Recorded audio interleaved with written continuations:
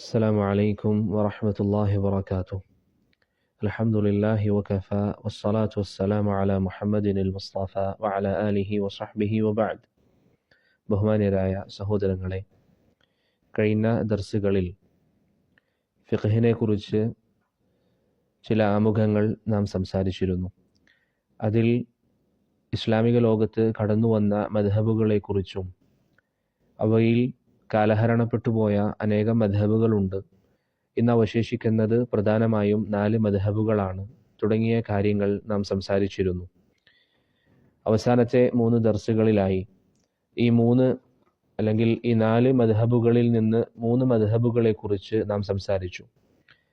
അബൂ ഹനീഫ റഹിമഹുള്ളയുടെയും ഇമാം ഷാഫിഈയുടെയും ഇമാം മാലിക്കിൻ്റെയും മദ്ഹബുകളെക്കുറിച്ച് കഴിഞ്ഞ ദർസുകളിൽ നാം സംസാരിച്ചിരുന്നു. ഈ മദ്ഹബുകളെക്കുറിച്ചും ഈ ഉലമാക്കളെക്കുറിച്ചും, അഥവാ ആരിലേക്കാണോ മദ്ഹബുകൾ ചേർത്തു പറയപ്പെടുന്നത് ആ പണ്ഡിതന്മാരെക്കുറിച്ചും വളരെ ലളിതമായി ചില കാര്യങ്ങൾ നാം പറഞ്ഞു.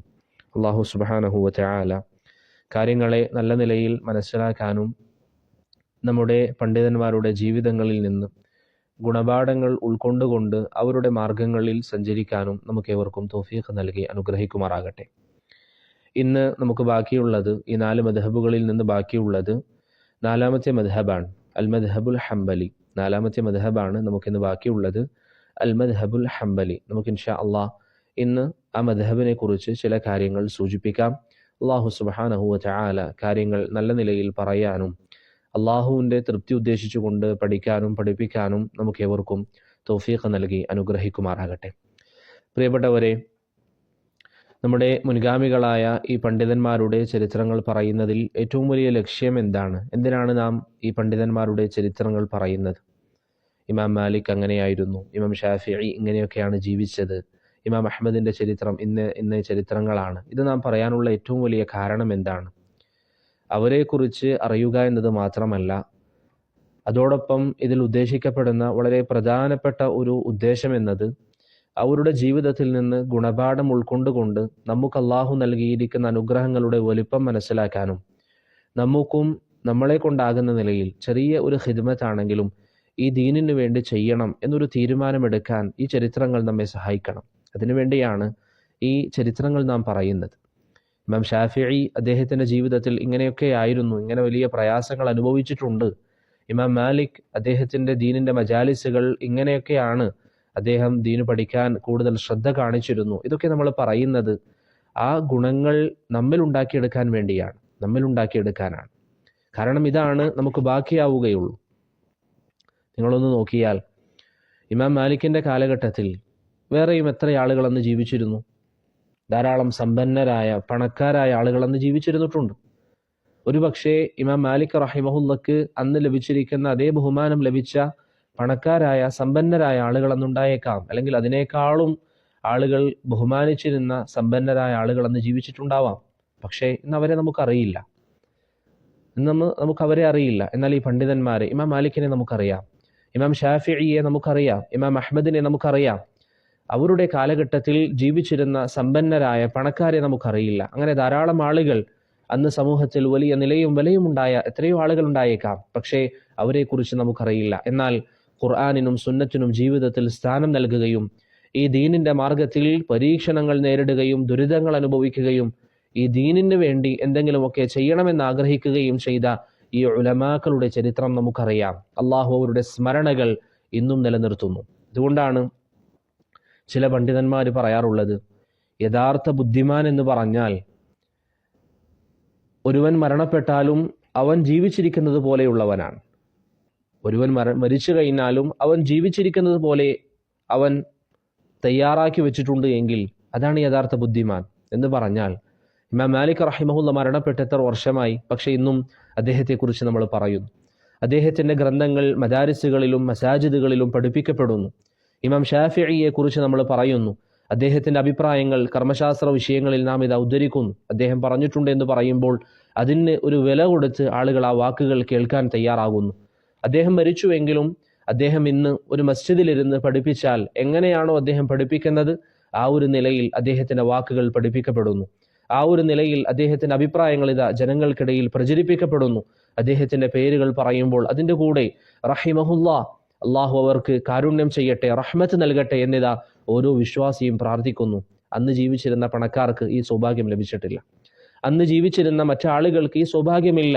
അതുകൊണ്ട് പ്രിയപ്പെട്ടവരെ, ഇൽമിൻ്റെ മാർഗത്തിൽ നമുക്കാകുന്ന നിലയിൽ വളരെ ചെറിയതാണെങ്കിലും നാം അള്ളാഹുവിൻ്റെ ദീനിൻ്റെ മാർഗത്തിൽ പരിശ്രമങ്ങൾ നടത്തണം. അതിനുവേണ്ടിയാണ് ഈ ചരിത്രങ്ങൾ നമ്മൾ പറയുന്നത്. അള്ളാഹു സുബ്ഹാനഹു വ തആല ഈ ഉലമാക്കളുടെ മാർഗം പിൻപറ്റാൻ, അള്ളാഹു തൃപ്തിപ്പെടുന്ന മാർഗത്തിൽ സഞ്ചരിക്കാൻ നമുക്കേവർക്കും തൗഫീഖ് നൽകി അനുഗ്രഹിക്കുമാറാകട്ടെ.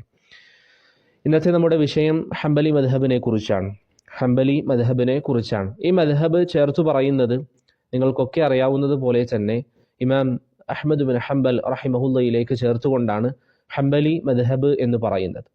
അദ്ദേഹത്തിൻ്റെ കുനിയത്ത് അബു അബ്ദുല്ല എന്നാണ്. ഇമാം അഹ്മദിൻ്റെ ഒരു മകനാണ് അബ്ദുല്ല. അവനിലേക്ക് ചേർത്ത് അല്ലെങ്കിൽ അദ്ദേഹത്തിലേക്ക് ചേർത്ത് അബു അബ്ദുല്ല എന്നാണ് ഇമാം അഹ്മദ് റഹിമഹുല്ലയുടെ കുനിയത്ത്. അദ്ദേഹം പൊതുവിൽ അറിയപ്പെടുന്നത് ഇമാമു അഹ്ലിസുന്ന എന്ന പേരിലാണ്. ഇമാമു അഹ്ലിസുന്ന എന്ന് പൊതുവായി പറയപ്പെട്ടാൽ അതുകൊണ്ടുള്ള ഉദ്ദേശം ആരാണ്? ഇമാം അഹ്മദ് ബിൻ ഹംബൽ റഹിമഹുല്ലയാണ്. അതിനുള്ള പ്രധാന കാരണം അദ്ദേഹം ജീവിതത്തിൽ സഹിച്ചിരിക്കുന്ന പല ത്യാഗങ്ങളുമാണ്. അതിലേറ്റവും പ്രധാനപ്പെട്ട വിഷയം ഇൻഷാ അള്ളാഹ് നമുക്ക് സൂചിപ്പിക്കാം.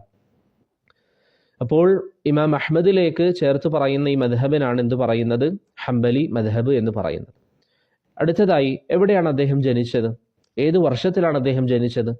ഹിജറ 164 അഥവാ 2-ാം നൂറ്റാണ്ടിലാണ് അദ്ദേഹം ജനിക്കുന്നത്. ഇറാഖിലെ ബഗ്ദാദിലായിരുന്നു ഇമാം അഹ്മദ് ബിൻ ഹംബൽ റഹിമഹുല്ലയുടെ ജനനം.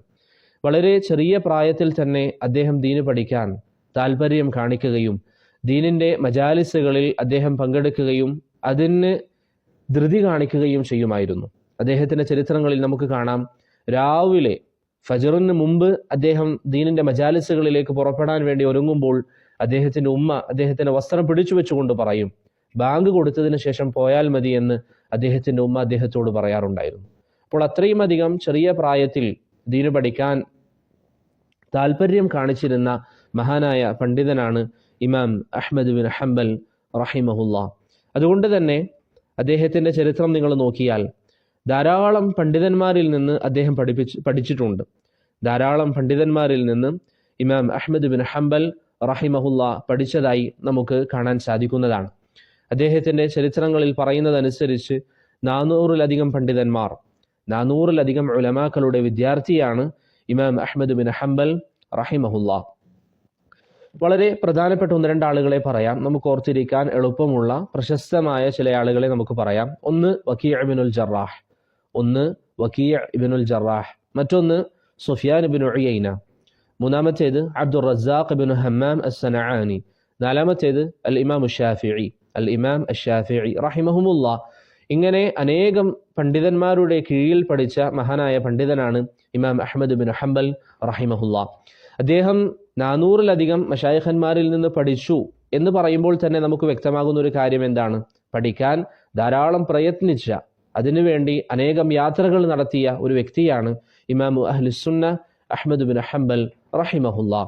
അദ്ദേഹത്തിൻ്റെ യാത്രകളെ കുറിച്ച് നിങ്ങൾ നോക്കിയാൽ ധാരാളം രാജ്യങ്ങളിലേക്ക്, വ്യത്യസ്തമായ സ്ഥലങ്ങളിലേക്ക് അദ്ദേഹം യാത്ര ചെയ്തിട്ടുണ്ട്. കൂഫയിലേക്കും ബസറയിലേക്കും മക്കയിലേക്കും മദീനയിലേക്കും യമനിലേക്കും സിറിയയിലേക്കും ജോർദാനിലേക്കും അന്ന് ബിലാദുശ്ശാം എന്നറിയപ്പെടുന്ന രാജ്യങ്ങളിലേക്കും ഒക്കെ ഇമാം അഹ്മദ് ബിൻ ഹംബൽ റഹിമഹുല്ല യാത്ര ചെയ്തതായി അദ്ദേഹത്തിൻ്റെ യാത്രകളെ കുറിച്ച് മനസ്സിലാക്കുമ്പോൾ നമുക്ക് കാണാൻ സാധിക്കും. ഇത്രയും അധികം യാത്ര ചെയ്ത് അഹ്ലുസുന്നയുടെ അനേകം പണ്ഡിതന്മാരിൽ നിന്ന് ദീന് പഠിച്ച മഹാനായ പണ്ഡിതനാണ് ഇമാം അഹ്മദ് ബിൻ ഹംബൽ റഹിമഹുല്ല. അദ്ദേഹം ദീന് പഠിക്കുന്നതിൽ ഒരിക്കലും അലസത കാണിച്ചിരുന്നില്ല. മറിച്ച് വലിയ പ്രായമെത്തിയപ്പോഴും അദ്ദേഹം ദീന് പഠിക്കാൻ അങ്ങേയറ്റം താല്പര്യം കാണിച്ചിരുന്നു. അദ്ദേഹം മുസ്ലിമീങ്ങളുടെ ഇമാമായി അറിയപ്പെട്ടതിന് ശേഷം,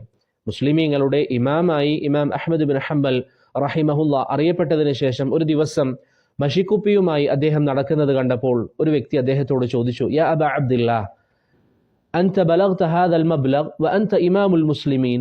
ഇമാം അഹ്മദിനോട് ഒരു സാധാരണക്കാരനായ ഒരു വ്യക്തി ഇമാം അഹ്മദിനോട് എതിർത്തുകൊണ്ട് ചോദിച്ചു, അല്ലെങ്കിൽ അത്ഭുതത്തോടു കൂടി ചോദിച്ചു ഇമാം അഹ്മദിനോട്, യാ അബ അബ്ദില്ലാ, ഇത്രയും വലിയ ഇമാമായിട്ടും മുസ്ലിമീങ്ങളുടെ നേതാവായിട്ടും ഈ പ്രായത്തിലും ഈ സമയത്തും താങ്കൾ മഷിക്കുപ്പിയുമായി നടക്കുകയാണോ എന്ന് ചോദിച്ചപ്പോൾ ഇമാം അഹ്മദ് ബിൻ ഹംബൽ റഹിമഹുല്ല അദ്ദേഹത്തോട് പറഞ്ഞിരിക്കുന്ന മറുപടി നമുക്ക് വലിയ പാഠമാണ്. അദ്ദേഹം പറഞ്ഞു, മഅൽ മഹ്ബറതി ഇലൽ മഖ്ബറ, ഈ മഷിക്കുപ്പിയുമായി മരണം വരെ, ഞാൻ മഖ്ബറയിൽ പ്രവേശിക്കുന്നത് വരെ എന്ന് പറഞ്ഞാൽ ഞാൻ മരണപ്പെട്ട് എന്നെ ഖബറടക്കുന്നത് വരെ എൻ്റെ ആഗ്രഹം ഈ ഇൽമിന്റെ മാർഗത്തിൽ സഞ്ചരിക്കാനാണ് എന്ന് ഇമാമു അഹ്ലിസുന്ന ഇമാം അഹ്മദ് ബിൻ ഹംബൽ റഹിമഹുല്ല പറഞ്ഞതായി അദ്ദേഹത്തിന്റെ ചരിത്രങ്ങളിൽ നമുക്ക് കാണാം. എൻ്റെ പ്രിയപ്പെട്ട സഹോദരങ്ങൾ, നമുക്കൊരിക്കലും ഇൽമ പഠിക്കുന്നതിൽ നാണം തോന്നേണ്ടതില്ല. പലർക്കും ദീനിന്റെ സദസ്സുകളിൽ വന്നിരിക്കാനുള്ള തടസ്സം എന്താണ്? എന്നേക്കാളും ചെറിയ കുട്ടികൾ അവിടെ ഇരിക്കുന്നുണ്ട്, എന്നേക്കാളും ചെറിയ ആളുകൾ, പക്ഷെ അവർക്ക് എന്നേക്കാളും അറിവുണ്ട് എന്ന തടസ്സങ്ങളൊക്കെ നമ്മുടെ മനസ്സിലുണ്ടെങ്കിൽ നിങ്ങൾ ചിന്തിച്ചു നോക്കിയാൽ ഇമാമു അഹ്ലിസുന്ന അദ്ദേഹം മുസ്ലിമീങ്ങളുടെ ഇമാമായതിനു ശേഷം ഇതാ മഷിക്കുപ്പിയുമായി നടക്കുന്നു ദീനിന്റെ സദസ്സുകളിലേക്ക്. ചോദിക്കപ്പെട്ടപ്പോൾ അദ്ദേഹം പറയുന്നു, ഖബറിൽ പ്രവേശിക്കുന്നതുവരെ ഈ മാർഗത്തിൽ സഞ്ചരിക്കാനാണ് എനിക്കിഷ്ടം. അതുകൊണ്ട് പ്രിയപ്പെട്ടവരെ, നമുക്കൊരിക്കലും ഇൽമ പഠിക്കാൻ ഒന്നും തടസ്സമാകരുത്. ലജ്ജ, നാണം, അങ്ങനെ പല തടസ്സങ്ങളും പറഞ്ഞ് ദീനിന്റെ സദസ്സുകളിൽ നിന്ന് മാറി നിൽക്കുന്നതിന് പകരം ഇമാമു അഹ്ലുസുന്നയുടെ മാതൃക നാം സ്വീകരിച്ചുകൊണ്ട് എത്ര വലിയ ഇൽമുള്ളവരാണെങ്കിലും ദീനിന്റെ സദസ്സുകളിൽ പങ്കെടുക്കാൻ നാം ശ്രദ്ധ ചെലുത്തുക. അല്ലാഹു സുബ്ഹാനഹു വ തആല നമുക്കതിന് തൗഫീഖ് നൽകി അനുഗ്രഹിക്കുമാറാകട്ടെ. അപ്പോൾ ഇമാം അഹ്മദിന്റെ ഉസ്താദുമാരെ കുറിച്ച് നമ്മൾ പറഞ്ഞു. ഇനി അദ്ദേഹത്തിന്റെ വിദ്യാർത്ഥികൾ, അദ്ദേഹത്തിന് ധാരാളം വിദ്യാർത്ഥികൾ ഉണ്ടായിരുന്നു. ചരിത്രങ്ങളിൽ നമുക്ക് കാണാം, അദ്ദേഹത്തിന്റെ മജ്ലിസുകളിൽ, അദ്ദേഹം പഠിപ്പിക്കുന്ന സദസ്സുകളിൽ 5000-ഓളം ആളുകൾ പങ്കെടുക്കാറുണ്ടായിരുന്നു, അല്ലെങ്കിൽ അതിലധികം ആളുകൾ പങ്കെടുക്കാറുണ്ട്. അതിൽ പലരും പങ്കെടുക്കുന്നതിന്റെ ഉദ്ദേശം എന്താണ്? ഇമാം അഹ്മദിന്റെ അദബ് പഠിക്കാനാണ്. അദ്ദേഹം ദീനി വിഷയങ്ങൾ എങ്ങനെയാണ് കൈകാര്യം ചെയ്യുന്നത്, നബി സല്ലല്ലാഹു അലൈഹി വസല്ലമ തങ്ങളുടെ ഹദീസുകൾ എങ്ങനെയാണ് അദ്ദേഹം കൈകാര്യം ചെയ്യുന്നത്, അദ്ദേഹം ഒരു സദസ്സിൽ ഇരിക്കുമ്പോൾ ആ സദസ്സിൽ അദ്ദേഹം കാണിക്കുന്ന മര്യാദകൾ എന്താണ്, ഇതൊക്കെ പഠിക്കാൻ അനേകം ആളുകൾ അദ്ദേഹത്തിന്റെ സദസ്സുകളിൽ പങ്കെടുക്കാറുള്ളതായി നമുക്ക് കാണാം. അത് മുൻഗാമികൾക്കിടയിൽ പൊതുവായി ഉണ്ടായിരുന്ന ഒരു സ്വഭാവമാണ്. നിങ്ങൾ കേട്ടിട്ടുണ്ടാകും ചില പണ്ഡിതന്മാരൊക്കെ പറയുന്നത്, ഞാൻ 20 വർഷം അദബ് പഠിച്ചു, 10 വർഷം ഇൽമു പഠിച്ചു. കാരണം അദബിന് അവർ വലിയ സ്ഥാനം നൽകിയിരുന്നു. അദബില്ലാതെ ഇൽമുണ്ടായാൽ എന്ത് കാര്യമാണ്? അദബില്ലാതെ ഇൽമുണ്ടായാൽ അതൊരു പക്ഷേ ആ വ്യക്തിക്ക് ദോഷമുണ്ടാക്കും. അതുകൊണ്ട് തന്നെ മുൻഗാമികൾ എപ്പോഴും അവരുടെ മക്കളെ അദബ് പഠിപ്പിക്കാൻ ദീനിന്റെ മജാലിസുകളിൽ കൊണ്ടിരുത്താറുണ്ട്. അപ്രകാരം ഇമാം അഹ്മദിന്റെ മജ്ലിസുകളിലും ധാരാളം ആളുകൾ വന്നിരിക്കാറുണ്ടായിരുന്നു. അപ്പോൾ ഇമാം അഹ്മദ് റഹിമഹുല്ല അദ്ദേഹത്തിന് ധാരാളം വിദ്യാർത്ഥികളുണ്ട്. അതിൽ പ്രധാനപ്പെട്ട 1-2 ആളുകളെ നമുക്ക് പറയാം. അദ്ദേഹത്തിന്റെ വിദ്യാർത്ഥികളിൽ പ്രധാനപ്പെട്ട 1-2 ആളുകൾ, അതിൽ 2 പേർ അദ്ദേഹത്തിന്റെ മക്കളാണ്. ഒന്ന് അബ്ദുള്ള, മറ്റൊന്ന് സാലിഹ്. 2 പേർ അദ്ദേഹത്തിന്റെ മക്കളാണ്. ഒന്ന് അബ്ദുള്ള, മറ്റൊന്ന് സാലിഹ്. എത്ര നല്ല തർബിയത്താണ് അദ്ദേഹം സന്താനങ്ങൾക്ക് നൽകിയത്. ഇവർ 2 പേരും അഹ്ലുസുന്നയുടെ പണ്ഡിതന്മാരാണ്. ഇവർ 2 പേരും അഹ്ലുസുന്നയുടെ പണ്ഡിതന്മാരാണ്. അബ്ദുള്ളയാണെങ്കിലും സാലിഹ് ആണെങ്കിലും 2 പേരും അഹ്ലുസുന്നയുടെ ഉലമാക്കളാണ്. അപ്രകാരം ഇമാം അഹ്മദിന്റെ പ്രഗത്ഭനായ മറ്റൊരു വിദ്യാർത്ഥിയാണ് ഇമാം ബുഖാരി റഹിമഹുല്ല, അൽ ഇമാമുൽ ബുഖാരി റഹിമഹുല്ല. അപ്രകാരം അബൂ ദാവൂദ് അസ്സിജിസ്താനിയും ഇമാം അഹ്മദിന്റെ വളരെ പ്രധാനപ്പെട്ട ഒരു വിദ്യാർത്ഥിയാണ്. ഇങ്ങനെ അനേകം വിദ്യാർത്ഥികൾ ഇമാം അഹ്മദ് ബിൻ ഹംബൽ റഹിമഹുല്ലക്കുണ്ട്. അതിൽ പ്രധാനപ്പെട്ട ചിലരെ വിദ്യാർത്ഥികളെയും നമ്മൾ പറഞ്ഞു, ഉസ്താദുമാരെയും നാം പറഞ്ഞു. അത് നിങ്ങൾ ഓർമ്മയിൽ വെക്കുക. ഇമാം അഹ്മദ് റഹിമഹുല്ല അദ്ദേഹം അഹ്ലുസുന്നയുടെ ഇമാമായിരുന്നിട്ടും, ഇത്ര വലിയ സ്ഥാനമുണ്ടായിരുന്ന, മുസ്ലിമീങ്ങളുടെ മനസ്സിൽ വിലയും നിലയുമുള്ള ആളായിരുന്നിട്ടും, അദ്ദേഹത്തിന്റെ കാലഘട്ടത്തിൽ അദ്ദേഹത്തിന്റെ പേരുകൾ ആളുകൾ പറയുന്നതും ജനങ്ങൾ അദ്ദേഹത്തിലേക്ക് മടങ്ങുന്നതും അദ്ദേഹത്തിന് പേരും പ്രശസ്തിയും ഉണ്ടാകുന്നതും ഒരിക്കലും അദ്ദേഹം ആഗ്രഹിച്ചിരുന്നില്ല. മറിച്ച് അദ്ദേഹത്തിന്റെ കാലഘട്ടത്തിൽ അദ്ദേഹം അതൊക്കെ താല്പര്യമില്ലാത്ത നിലയിലാണ് ആ വിഷയങ്ങളെ സമീപിച്ചത് എന്ന് അദ്ദേഹത്തിന്റെ ചരിത്രങ്ങൾ വായിക്കുമ്പോൾ നമുക്ക് മനസ്സിലാകും. ഒതുങ്ങിയിരിക്കാൻ, ആളുകൾക്കിടയിൽ കീർത്തിയില്ലാതെ, പ്രശസ്തിയില്ലാതെ ഒതുങ്ങിയിരിക്കാനായിരുന്നു ഇമാം അഹ്ലുസുന്ന അഹ്മദ് ബിൻ ഹംബൽ റഹിമഹുല്ല ആഗ്രഹിച്ചിരുന്നത്. അതുകൊണ്ട് തന്നെ അദ്ദേഹം പഠിപ്പിച്ചിരിക്കുന്ന കാര്യങ്ങൾ, അദ്ദേഹത്തിന്റെ ഫിഖ്ഹുകളും അദ്ദേഹത്തിന്റെ ഫതാവകളും പിൽക്കാലഘട്ടത്തിൽ അബൂബക്കർ അൽ ഖല്ലാൽ റഹിമഹുല്ലയാണ് ക്രോഡീകരിച്ചിരിക്കുന്നത്. അബൂബക്കർ അൽ ഖല്ലാൽ റഹിമഹുല്ലയാണ് ക്രോഡീകരിച്ചത്.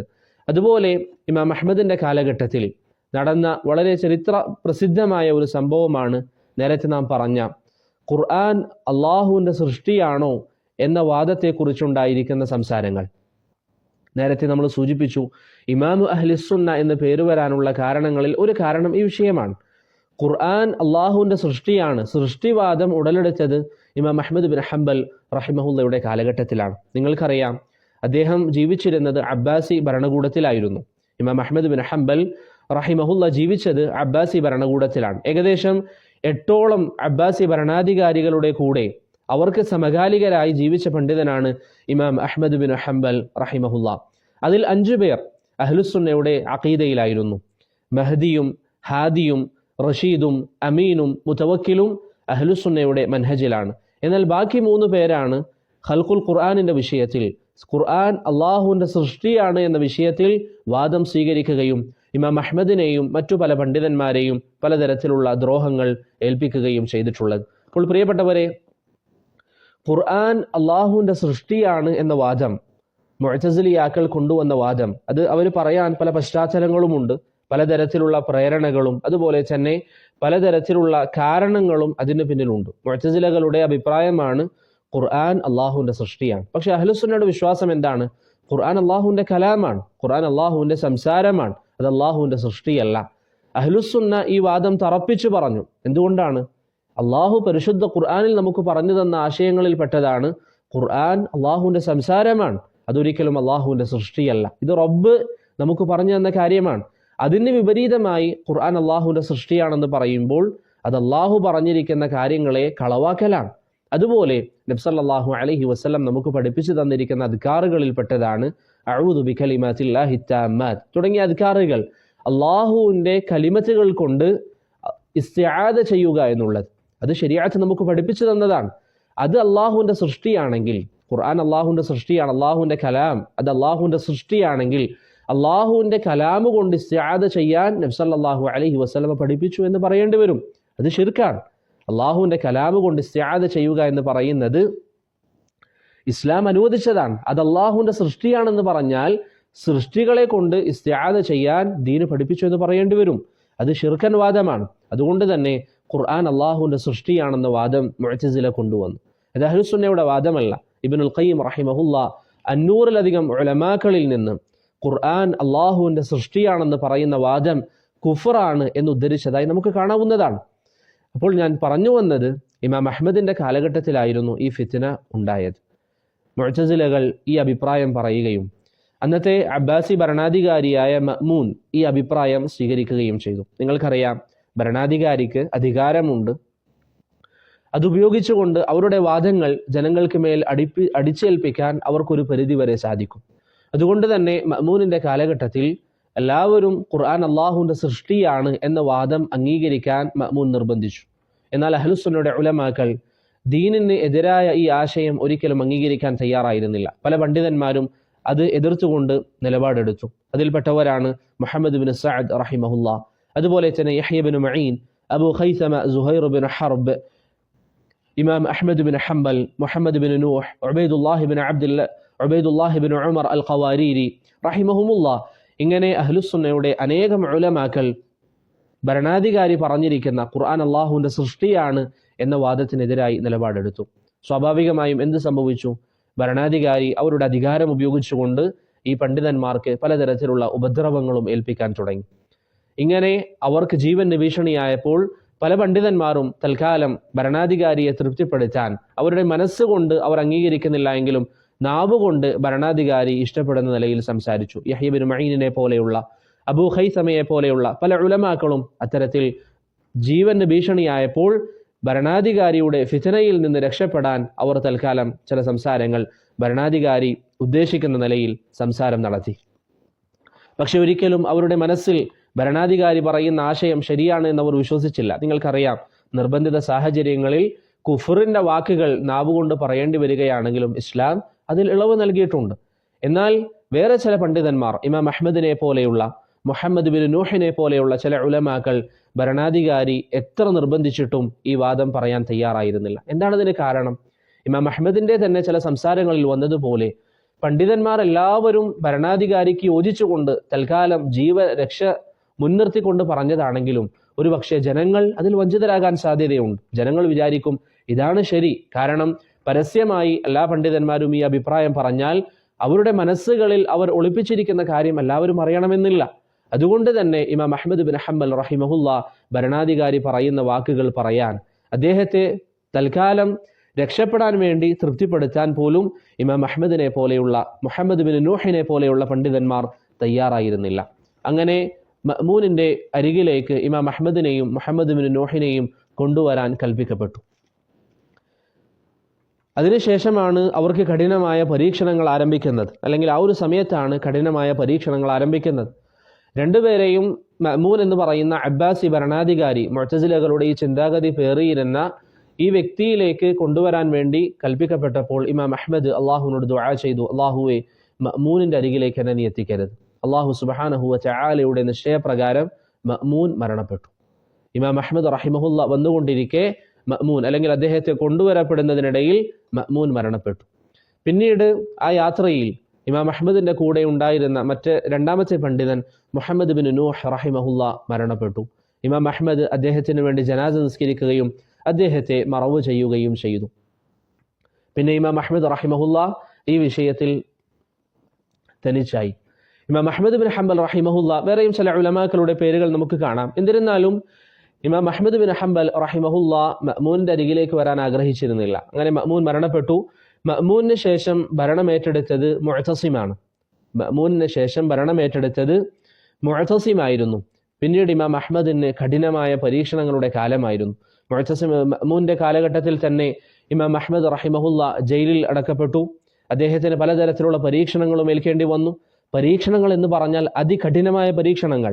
ഇമാം അഹ്മദിനെ ചാട്ടവാറടിച്ച വ്യക്തി പറയാറുണ്ട്, ഞാൻ ഈ അടിച്ച അടിയെങ്ങാനും ഒരാനയെ അടിച്ചിരുന്നുവെങ്കിൽ ആ ആനക്ക് അത് താങ്ങാൻ സാധിക്കുമായിരുന്നില്ല. അത്രയും കഠിനമായ അടിയായിരുന്നു രാജാവിൻ്റെ നിർദ്ദേശപ്രകാരം ഇമാം അഹ്മദിന് ഏൽക്കേണ്ടി വന്നിരുന്നത്. പക്ഷേ അദ്ദേഹം ഉറച്ചു നിന്നു. ഫിത്നയുടെ കാലഘട്ടത്തിൽ അദ്ദേഹം അതിൽ ഉറച്ചു നിന്നു. അദ്ദേഹത്തെ ഈ പറയുന്ന ഒരു പരീക്ഷണവും അദ്ദേഹത്തിൻ്റെ അഭിപ്രായങ്ങളെ മാറ്റാൻ സാധിച്ചിരുന്നില്ല. അദ്ദേഹം ഒരൊറ്റ നിലപാടിൽ അദ്ദേഹം ഉറച്ചു നിന്നു. മഅ്മൂനിൻ്റെ കാലഘട്ടം മുതൽ അദ്ദേഹം ഏകദേശം 28ഓളം വർഷം, അല്ലെങ്കിൽ 28 മാസം, അല്ലെങ്കിൽ 30 മാസത്തോളം ഇമാം അഹ്മദ് ബിൻ ഹംബൽ റഹിമഹുല്ല ജയിലിലായിരുന്നു. മുഅ്തസിം വന്നു. മുഅ്തസിമും ഇതേ അഭിപ്രായം സ്വീകരിച്ച വ്യക്തിയായിരുന്നു. ഖുർആൻ അള്ളാഹുവിൻ്റെ സൃഷ്ടിയാണെന്ന് പലതരത്തിലുള്ള പ്രയാസങ്ങൾ ഇമാം അഹ്മദിന് നേരിടേണ്ടി വന്നെങ്കിലും ഒരു റമദാൻ മാസത്തിൽ ഇമാം അഹ്മദിനെ ജയിലിൽ നിന്ന് മോചിതനാക്കി. ഏകദേശം 2 വർഷവും 4 മാസവും അദ്ദേഹം ജയിലിൽ കിടന്ന ശേഷം ഇമാം അഹ്മദ് ബിൻ ഹംബൽ റഹിമഹുല്ലയെ ഇമാം അഹ്മദ് റഹിമഹുല്ല അത്രയും 2.5 വർഷത്തോളം ജയിൽവാസത്തിന് ശേഷം ഇമാം അഹ്മദ് റഹിമഹുല്ല പുറത്തേക്ക് ഇറങ്ങി. കുറച്ച് അദ്ദേഹത്തിന് ഈ ഏറ്റിരിക്കുന്ന പരീക്ഷണങ്ങളും ബുദ്ധിമുട്ടുകളും കാരണം ശരീരത്തിന് പരിക്കുകൾ ഉണ്ടായിരുന്നു. ഈ പരിക്കുകളിൽ നിന്ന് അദ്ദേഹത്തിന് കുറച്ച് ശമനം ലഭിച്ചപ്പോൾ അദ്ദേഹം ദർസ് ആരംഭിച്ചു. പഠിപ്പിക്കാനും ദീന് പഠിപ്പിക്കാനും ഒക്കെ അദ്ദേഹം തുടങ്ങി. പിന്നീട് വന്ന ഭരണാധികാരിയായ മുഅ്തസിമിൻ്റെ മകനായ വാസിഖ് ബിനുൽ മുഅ്തസിം വരികയും ഇമാം അഹ്മദ് ബിൻ ഹംബൽ റഹിമഹുല്ല പഠിപ്പിക്കാൻ പാടില്ല, അദ്ദേഹം പഠിപ്പിക്കുന്നത് നിർത്തണം, അതുപോലെ തന്നെ അദ്ദേഹം ഫത്വ നൽകാൻ പാടില്ല, ജനങ്ങൾ അദ്ദേഹത്തിന് അരികിൽ വരാൻ പാടില്ല തുടങ്ങിയ വളരെ കഠിനമായ ചില നിയമങ്ങൾ കൊണ്ടുവന്നു. ഇമാം അഹ്മദിന് അത് വല്ലാതെ പ്രയാസമുണ്ടാക്കിയിരുന്നു. ആ ഒരു അവസ്ഥയിലാണ് വാസിഖ് മരണപ്പെടുന്നത് വരെ ഇമാം അഹ്മദ് ബിൻ ഹംബൽ റഹിമഹുല്ല ആ ഒരു അവസ്ഥയിലായിരുന്നു. ഈ സമയത്തും ഭരണാധികാരി പറയുന്ന കാര്യം ഇമാം അഹ്മദിന്റെ ചില സംസാരങ്ങളിൽ കാണാം. ഇമാം വാസിഖിന്റെ അഭിപ്രായം എന്താണ്? ഖുർആൻ അള്ളാഹുവിന്റെ സൃഷ്ടിയാണ് എന്നുള്ളതാണ്. ഈ അഭിപ്രായം പറഞ്ഞിരുന്ന വാസിഖ് ഇമാം അഹ്മദ് റഹിമഹുല്ല പഠിപ്പിക്കാൻ പാടില്ല എന്ന് പറഞ്ഞപ്പോൾ ഇമാം അഹ്മദ് എന്ത് പറയാറുണ്ട്? ഞാൻ ഭരണാധികാരിയെ അനുസരിക്കുന്നു എന്ന് പറഞ്ഞ് ഇമാം അഹ്മദ് റഹിമഹുല്ല ഭരണാധികാരിയെ അനുസരിച്ചുകൊണ്ട് പഠിപ്പിക്കുന്നതിൽ നിന്ന് മാറി നിന്നിരുന്നു. പിന്നീട് വാസിഖിന്റെ സഹോദരനായ മുതവക്കിൽ ഭരണമേറ്റെടുക്കുകയും മുതവക്കിലിലൂടെ അള്ളാഹു സുബ്ഹാനഹു വ തആല ഇമാം അഹ്മദിന് ഇസ്സത്ത് നൽകുകയും ചെയ്തു. ഈ ഫിത്നത്തു ഖൽഖിൽ ഖുർആൻ മുതവക്കിൽ കുഴിച്ചുമൂടി.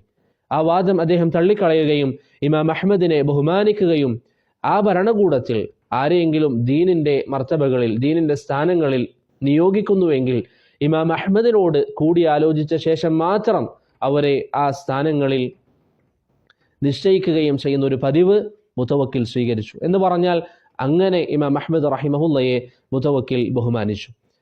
അത്രയും അധികം പരീക്ഷണങ്ങളാണ് ഇമാം അഹ്മദ് നേരിട്ടത്. നിങ്ങൾ ആ ചരിത്രം വായിച്ചു നോക്കിയാൽ അദ്ദേഹം അനുഭവിച്ചിരിക്കുന്ന പ്രയാസങ്ങൾ, കഠിനമായ വേദനകൾ അലി ഇബ്നുൽ മദീനി റഹിമഹുല്ല പറയാറുണ്ട്. അഅസ്സല്ലാഹു ദീന ബിസ്സിദ്ദീഖ് യൗമർ റിദ്ദ. യൗമുർ റിദ്ദയിൽ നിങ്ങൾക്കറിയാം നബി സല്ലല്ലാഹു അലൈഹി വസല്ലമയുടെ കാലഘട്ടത്തിന് ശേഷം പല ആളുകളും ഇസ്ലാം വിട്ടുപോയ സമയം അവരോട് അബൂബക്കർ റളിയല്ലാഹു അൻഹു യുദ്ധം ചെയ്തിട്ടുണ്ട്. അബൂബക്കർ റളിയല്ലാഹു അൻഹുവിനെ കൊണ്ട് യൗമുർ റിദ്ദയിൽ അല്ലാഹു ദീനിനെ സഹായിച്ചതുപോലെ വബി അഹ്മദ യൗമൽ മിഹ്ന, യൗമുൽ മിഹ്നയിൽ അഥവാ ഖുർആൻ അള്ളാഹുവിന്റെ സൃഷ്ടിയാണെന്ന് പറയുന്ന മുഅ്തസിലിയത്തിന്റെ വാദം ജനങ്ങൾക്കിടയിൽ പ്രചരിച്ചപ്പോൾ അള്ളാഹു സുബ്ഹാനഹു വതആല ദീനിന് ഇസ്സത്ത് നൽകിയത് ഇമാം അഹ്മദിലൂടെയാണ് എന്ന് ഇമാം അലി ഇബ്നുൽ മദീനി റഹിമഹുല്ല പറയാറുള്ളതായി നമുക്ക് കാണാവുന്നതാണ്. അപ്പോൾ അത്രയും അധികം പ്രയാസങ്ങൾ സഹിച്ച പണ്ഡിതനാണ് ഇമാമു അഹ്ലുസുന്ന ഇമാമു അഹ്മദ് ഇബ്നു ഹംബൽ റഹിമഹുല്ല. അതുകൊണ്ടാണ് അദ്ദേഹത്തിന് ഇമാമു അഹ്ലുസുന്ന എന്ന പേര് വന്നത് എന്ന് ചില പണ്ഡിതന്മാർ പറയുന്നതായി നമുക്ക് കാണാവുന്നതാണ്. ഇത്രയും അധികം പരീക്ഷണങ്ങൾ ഉണ്ടായിട്ടും ഇത്രയും അധികം പ്രയാസങ്ങൾ അദ്ദേഹത്തിന് സഹിക്കേണ്ടി വന്നിട്ടും അദ്ദേഹം എന്ത് പറയാറുണ്ട്? ഞാൻ മുഅ്തസിമിന് മാപ്പ് നൽകുന്നു, ഞാനിതാ മുഅ്തസിമിന് മാപ്പ് നൽകുന്നു എന്ന് അദ്ദേഹം പറയാറുണ്ട്. അദ്ദേഹം പരീക്ഷണങ്ങൾ അനുഭവിച്ചിട്ടുണ്ട്. ആ കാലഘട്ടത്തിൽ അദ്ദേഹം ജയിലിൽ കിടക്കേണ്ടി വന്നിട്ടുണ്ട്.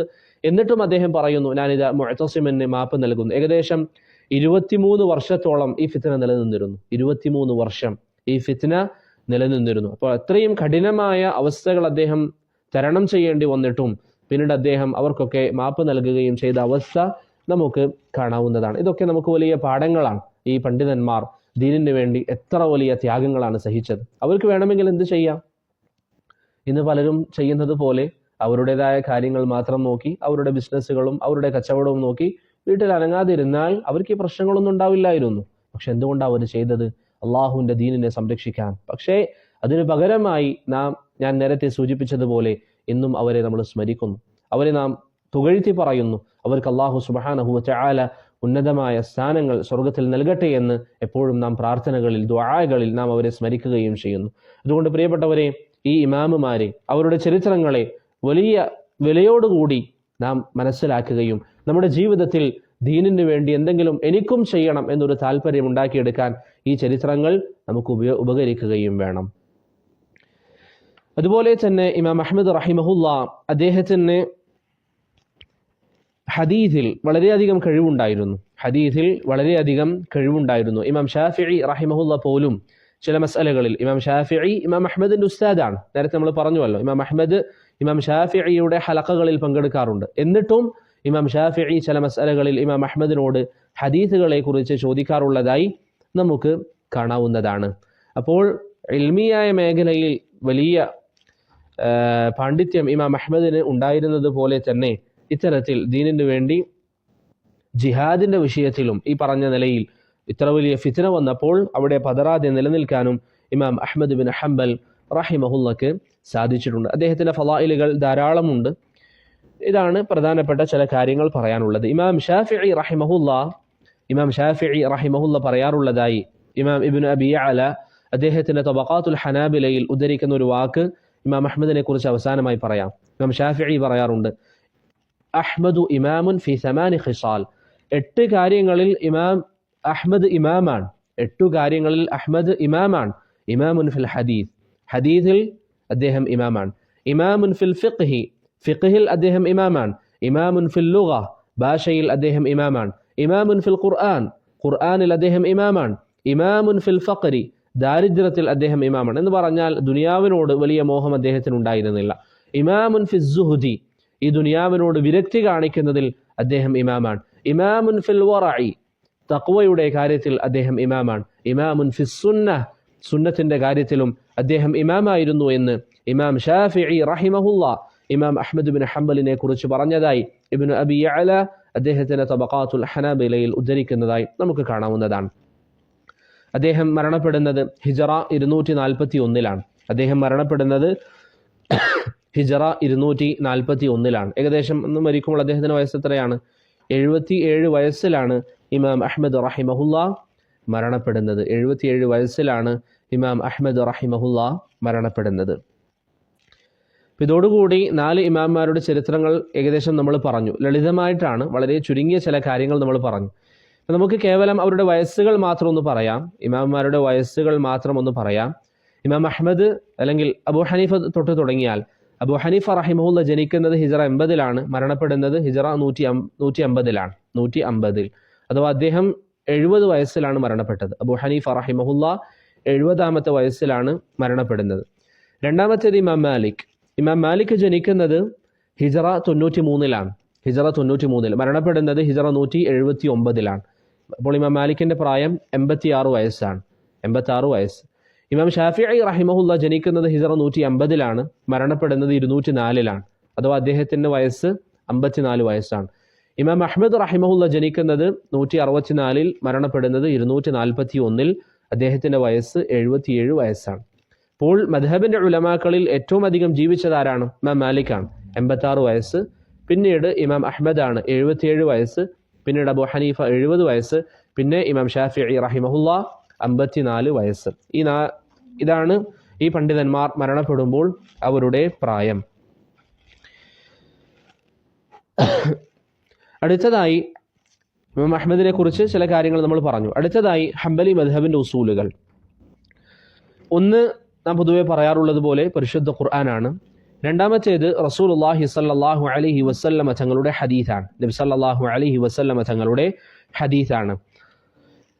ഈ പറയപ്പെട്ട മദ്ഹബിന്റെ ഉലമാക്കൾക്കിടയിൽ ഇമാം അബൂ ഹനീഫ, മാലിക്, ഷാഫിഈ, അഹ്മദ്, അവർക്കിടയിൽ ഹദീസ് കൊണ്ട് വളരെയധികം അറിയപ്പെട്ട ഒരു പണ്ഡിതനാണ് ഇമാം അഹ്മദ് റഹിമഹുല്ല. ഇമാം മാലിക്കും അറിയപ്പെട്ടിരുന്നു. അപ്രകാരം തന്നെ ഹദീസിന്റെ മേഖലയിൽ വലിയ കഴിവ് പണ്ഡിതന്മാരൊക്കെ സാക്ഷ്യം പറഞ്ഞ പണ്ഡിതനാണ് ഇമാം അഹ്മദ് ബിൻ ഹംബൽ റഹിമഹുല്ല. അപ്പോൾ ഹംബലി മദ്ഹബിന്റെ ഉസൂലുകൾ ഖുർആൻ, രണ്ടാമത്തേത് സുന്നത്ത്, മൂന്നാമത്തേത് ഇജ്മാ ആണ്. പൊതുവിൽ നമ്മൾ മദ്ഹബുകളിൽ പറയുന്നത് പോലെ. നാലാമത്തെ ഒരു കാര്യം, ഈ മദ്ഹബിൽ നാലാമത്തെ ഒരു കാര്യം എന്താണ്? സഹാബത്തിന്റെ അഭിപ്രായം. ഹംബലി മദ്ഹബിന്റെ ഉസൂലുകളിൽ പെട്ടതാണ് സഹാബത്തിന്റെ അഭിപ്രായം. അവർ തെളിവായി പരിഗണിച്ചിരുന്നു. സഹാബത്തിന്റെ അഭിപ്രായം അവർ തെളിവായി പരിഗണിച്ചിരുന്നു. ഷാഫിഈ മദ്ഹബിലും ഏറ്റവും ശരിയായ അഭിപ്രായം ഇമാം ഷാഫിഈ അത് തെളിവായി പരിഗണിച്ചു എന്നുള്ളതാണ്. പക്ഷേ ഹംബലി മദ്ഹബിന്റെ കിതാബുകൾ നിങ്ങൾ നോക്കിയാൽ ധാരാളം മസ്അലകൾക്ക് അവർ അവലംബിച്ചത് തെളിവായി കൊടുക്കുന്നത് എന്തായിരിക്കും? സഹാബത്തിന്റെ അഭിപ്രായങ്ങളായിരിക്കും. അപ്പോൾ സഹാബത്തിന്റെ അഭിപ്രായങ്ങൾ സ്വീകരിക്കുന്നതിൽ വിശാലത കാണിച്ച ഒരു മദ്ഹബാണ്. അത് ശരിയാണ്, അത് ശരിയായ നിലപാടാണ്. വിശാലത കാണിച്ചു എന്ന് പറഞ്ഞാൽ അത് ശർഈ അംഗീകരിക്കാത്ത നിലയിൽ എന്ന് കരുതരുത്. മറിച്ച് സഹാബത്തിന്റെ അഭിപ്രായങ്ങൾ സ്വീകരിക്കുന്നതിൽ വളരെയധികം ശ്രദ്ധ കാണിച്ചിരുന്ന ഒരു മദ്ഹബാണ് ഇമാം അഹ്മദ് ബിൻ ഹംബൽ റഹിമഹുല്ലയുടെ മദ്ഹബ്. അതുകൊണ്ട് തന്നെ ഹംബലി മദ്ഹബിന്റെ ഉസൂലുകളിൽ എപ്പോഴും പ്രത്യേകമായി പറയുന്ന ഒരു കാര്യമാണ് സഹാബത്തിന്റെ അഭിപ്രായം എന്നുള്ളത്. അപ്രകാരം ഇമാം അഹ്മദിന്റെ മദ്ഹബിൽ ഖിയാസും തെളിവായിരുന്നു. പക്ഷേ ഖിയാസിന് അവർ സ്ഥാനം കൊടുക്കാറുള്ളത്, പൊതുവെ ഹംബലി മദ്ഹബ് പഠിക്കുന്ന ഒരു വിദ്യാർത്ഥിക്ക് മനസ്സിലാകും, ഹംബലി മദ്ഹബിൽ ഒരു വിഷയത്തിൽ നുസൂസുകളില്ല എങ്കിൽ, ഖുർആനിൽ നിന്നും സുന്നത്തിൽ നിന്നും വ്യക്തമായ വാക്കുകളില്ല, സഹാബത്തിന്റെ അഭിപ്രായങ്ങളും വന്നിട്ടില്ല എങ്കിൽ, അതുപോലെ തന്നെ വേറെയും ചില വിശദീകരണങ്ങളുണ്ട്, അതിനുശേഷമാണ് അവരെന്ത് ചെയ്യാറുള്ളത്? ഖിയാസിലേക്ക് കടക്കാറുള്ളത്. അതിനുശേഷമാണ് ഖിയാസിലേക്ക് പ്രവേശിക്കാറുള്ളത്. അപ്പോൾ ഹംബലി മദ്ഹബിൽ ഖുർആനും സുന്നത്തും ഇജ്മാഉം സഹാബത്തിന്റെ അഭിപ്രായങ്ങളും ഖിയാസുകളുമൊക്കെ ഹംബലി മദ്ഹബിൽ എന്താണ്? അവർ തെളിവായി പറയാറുള്ളതാണ്. പിന്നെ ഹംബലി മദ്ഹബിൽ മുർസൽ അനുസരിച്ച് അമൽ ചെയ്യും. അതിൽ വിശദീകരണങ്ങളുണ്ട്. കാരണം വ്യക്തികളുടെ അഭിപ്രായങ്ങളെക്കാളും മുർസലിനാണ് മുൻഗണന നൽകിയിരുന്നത്. അത് ഇൻഷാ അല്ലാഹ് പിന്നീട് നമുക്ക് വിശദീകരിക്കാം. അപ്പോൾ ഇതാണ് പ്രധാനമായും ചില കാര്യങ്ങൾ. അപ്പോൾ സഹാബത്തിന്റെ അഭിപ്രായങ്ങൾക്ക് ഏറ്റവും അധികം മുൻഗണന നൽകിയ ഒരു മദ്ഹബാണ് ഇമാം അഹ്മദ് ബിൻ ഹംബൽ റഹിമഹുല്ലയുടെ മദ്ഹബ്. ഇതാണ് ഹംബലി മദ്ഹബിന്റെ ഉസൂലുകളെ കുറിച്ച് പറയാനുള്ളത്. കഴിഞ്ഞ ദർസിൽ നാം പറഞ്ഞതുപോലെ ഉസൂലുകൾ എന്ന് പറയുമ്പോൾ വേറെയും ധാരാളം പറയാനുണ്ട്. പക്ഷേ തുടക്കക്കാർക്ക് മനസ്സിലാകാൻ എളുപ്പമുള്ള ചില കാര്യങ്ങൾ പറഞ്ഞു എന്ന് മാത്രം. അതല്ല എങ്കിൽ ഇപ്പോൾ ഉദാഹരണത്തിന് ഹംബലി മദ്ഹബിൽ ഉസൂലുകളായി പറയുന്നതാണ് ഇസ്തിസ്ഹാബ് എന്നുള്ളത്, അതുപോലെ തന്നെ സദ്ദുദ് ദറാഇഅ, അതുപോലെ തന്നെ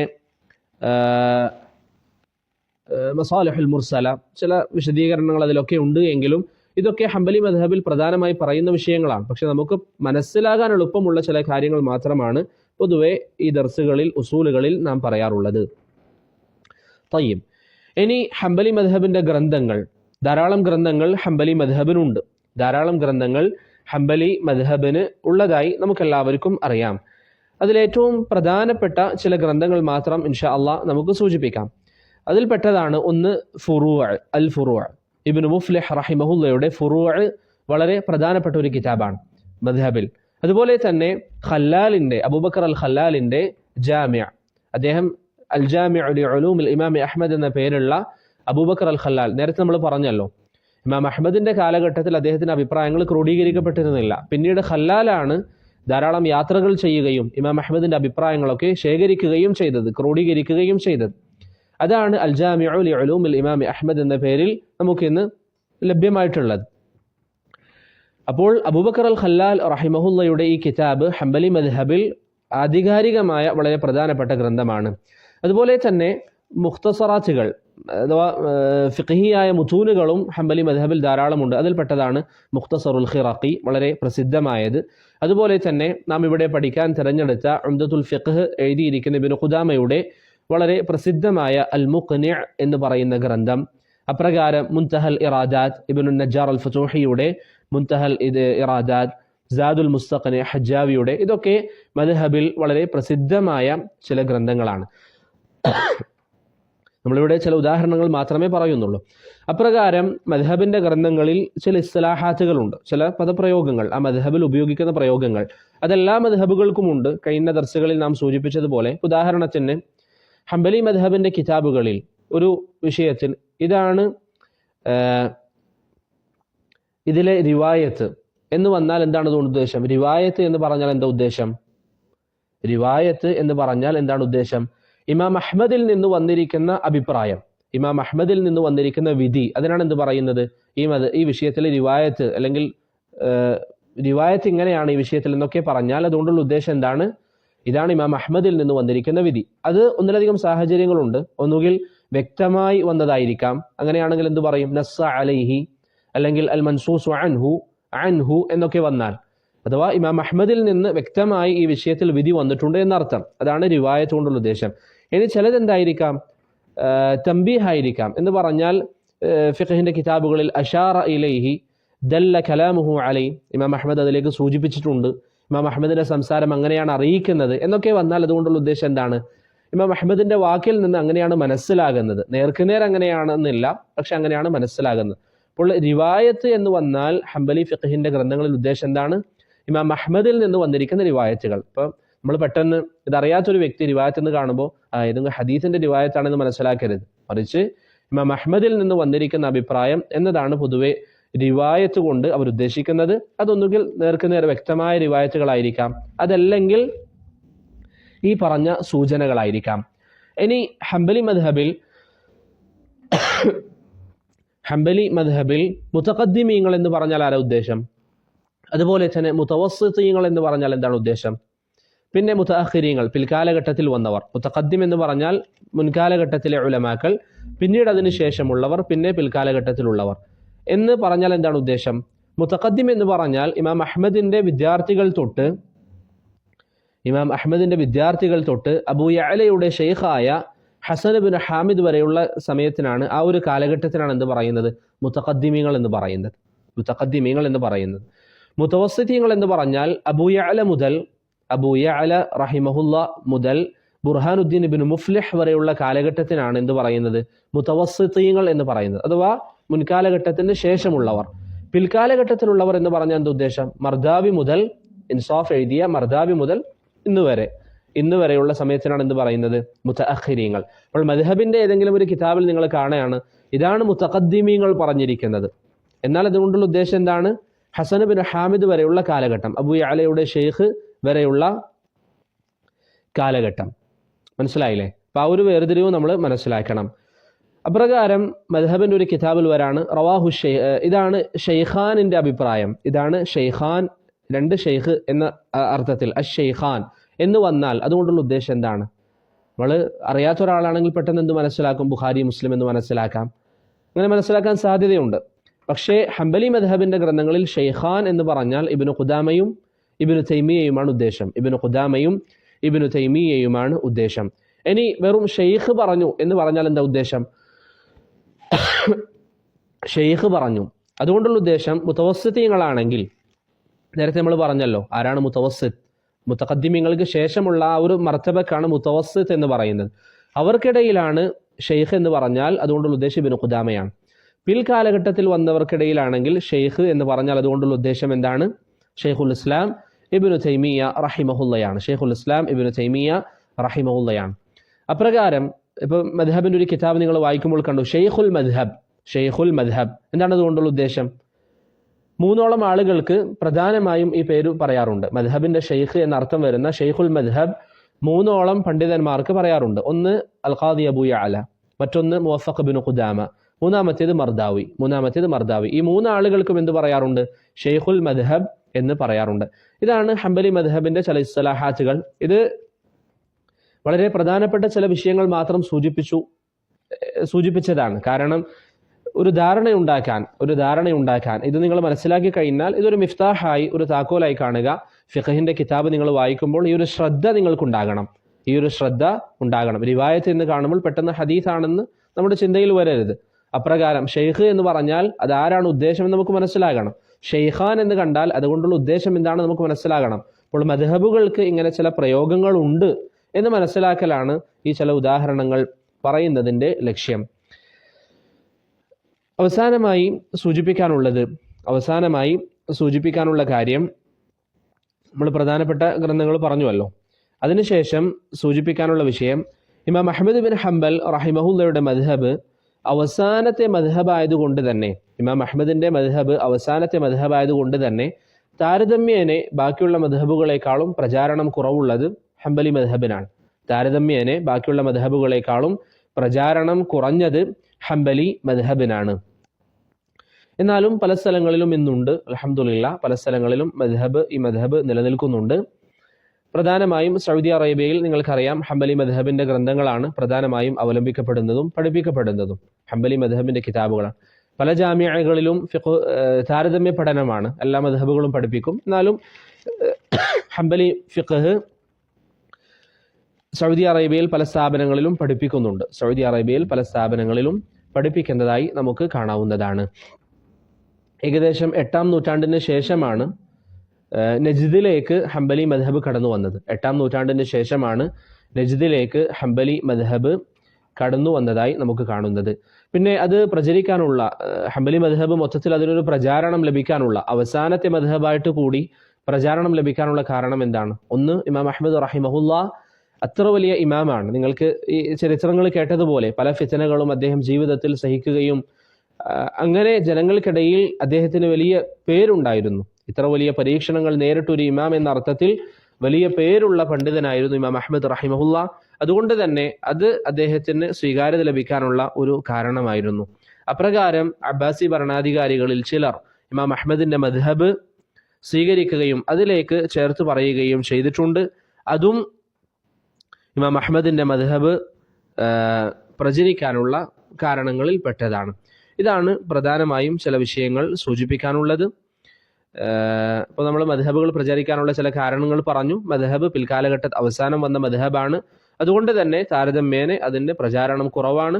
പക്ഷേ ഇമാം അഹ്മദിന്റെ കാലഘട്ടത്തിൽ തന്നെ ഇമാം അഹ്മദിന് ബഗ്ദാദിൽ വലിയ സ്വീകാര്യത ഉണ്ടായിരുന്നു. പിന്നീട് അത് ഷാമിലേക്ക് വ്യാപിച്ചു. പിന്നെ അത് ഈജിപ്തിൽ പല ഭാഗങ്ങളിലേക്കും എത്തി. പിന്നീട് അത് നജ്ദിലേക്ക് അഥവാ സൗദി അറേബ്യയിലെ ഭാഗങ്ങളിലേക്കൊക്കെ പ്രചരിച്ചു. ഇന്നും അൽഹംദുലില്ലാ സൗദി പോലെയുള്ള രാജ്യങ്ങളിൽ അത് നിലനിൽക്കുകയും ചെയ്യുന്നുണ്ട്. ഇതാണ് മദ്ഹബുകളെ കുറിച്ച് അല്ലെങ്കിൽ ഹംബലി മദ്ഹബിനെ കുറിച്ച് പറയാനുള്ളത്. ഇതോടുകൂടി അൽഹംദുലില്ലാ 4 മദ്ഹബുകളെ കുറിച്ച് നമ്മൾ പറഞ്ഞു കഴിഞ്ഞു. അല്ലാഹു സുബ്ഹാനഹു വ തആല നമുക്ക് കാര്യങ്ങൾ നല്ല നിലയിൽ മനസ്സിലാക്കാനും പഠിക്കാനും തൗഫീഖ് നൽകി അനുഗ്രഹിക്കുമാറാകട്ടെ. സല്ലല്ലാഹു അലാ മുഹമ്മദിൻ വഅലാ ആലിഹി വസഹ്ബിഹി വസല്ലം. അസ്സലാമു അലൈക്കും വറഹ്മത്തുള്ളാഹി വബറകാതുഹു.